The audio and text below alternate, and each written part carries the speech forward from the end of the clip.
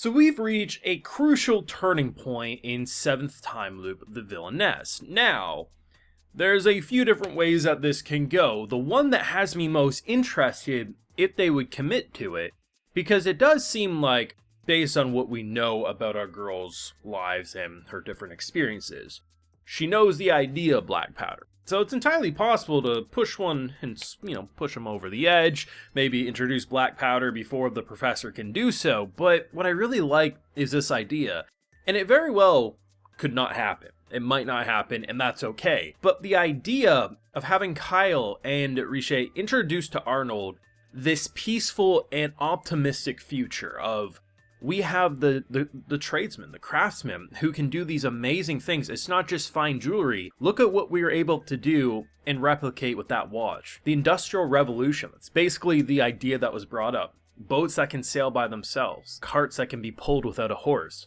These are all possibilities, and we need people like them if we want to be able to do that and innovate. And of course, it pisses him off because he's like, it's Arnold. He's a hard egg to crack. His shell and exterior are very, very durable, but his interior is quite soft and nurturing, as we see in multiple points. Hell, this half the episode is just sweetness between the two of them talking about fireflies, right? But the idea that we might have a crossroads, a turning point, a fork stuck in the road here. Go and get black powder and have a future of war, because Arnold keeps saying, you can just take things. You can take things with power and it's yours. Do we go down that path? Or is she right? Is he the type of guy who doesn't want pointless murder, pointless carnage? Is he the type of person who would say no to black powder and say, actually, I'm going to go down the route of innovation and hope?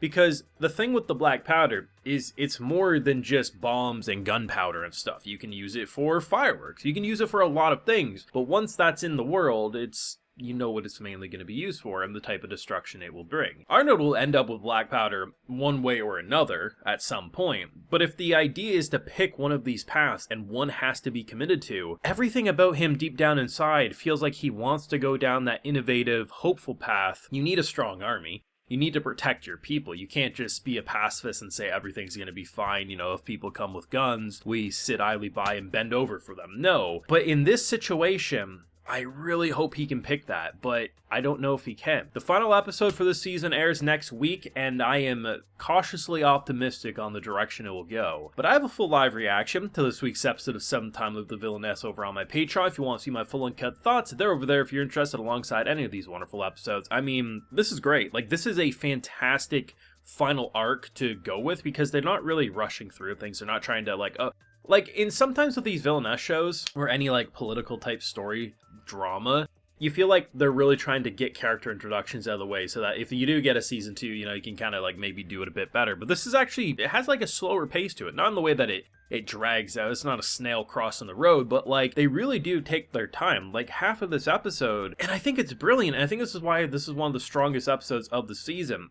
The stuff with the fireflies, so they both exit their rooms, right, around the same time. They have a little separation in terms of distance, and the idea of fireflies, the idea that he's like, if you want them killed, just tell me. They're bugs, right? We don't want bugs around. And the idea that it really explains a lot about him as a person. His mother's dead, he's blamed for her death. I still think it's childbirth-related death, but either way. His father and him clearly have no loving relationship, as seen by how much he wanted to gouge his eyes out when he was a child. He has so much anger and resentment. He has so much pain, and honestly, in a lot of ways, I think he's needed a loving, nurturing touch from a woman. And if his mother was dead from a young age, obviously he didn't really get that, right? So the idea that you have someone like Riche who's just very she sees the kindness and the good in him.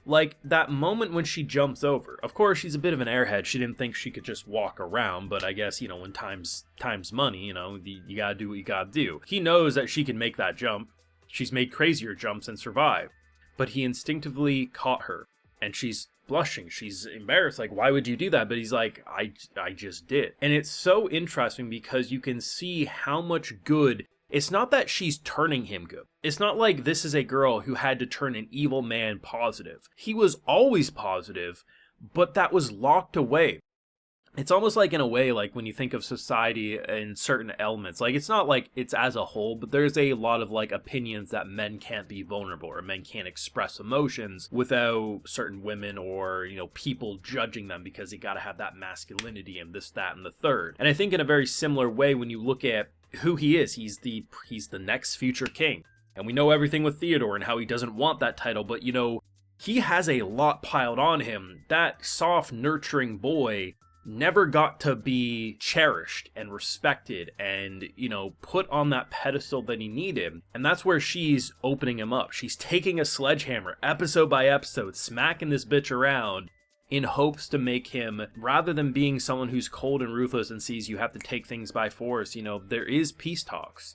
Sometimes, especially in a world like this, there will be war, and I still think there will be that big war by the time the story wraps up. Hell, it might even happen earlier into the story and it doesn't go completely horrible and it continues past it. It will happen because no matter how good he is, other kings and rulers won't be. But it's all about how you go about presenting yourself and the hopes and dreams of your future while protecting. And that's what's really brilliant about these two, and legitimately is my favorite couple of this anime season. It is just so strong. I really hope it gets a season 2 because you don't see a lot of political stories quite like this, on top of having this really nurturing romance blossoming all at the same time. And I don't know, I really feel like that's going to be the direction we go. A future of gunpowder in the immediate future, or a future of hope and prosperity. He needs to protect, he needs strength, but that's also where she could come in and introduce the black powder herself in ways, or the idea to people who can make it themselves in terms of, you know, being able to protect yourself, but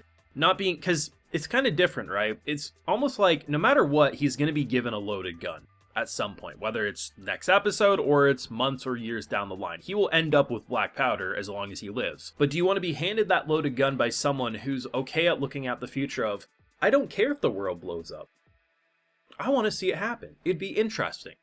Or do you want it be given as, we know this is in the world, we know we have to protect ourselves, but this should be a last case resort? You know what I mean? Like, it's very different, and that's what makes this whole situation very important. The only way I see the kind of professor angle working out more positively is if she can convince him to stop being a psychopath, which she's never been able to do up to this point.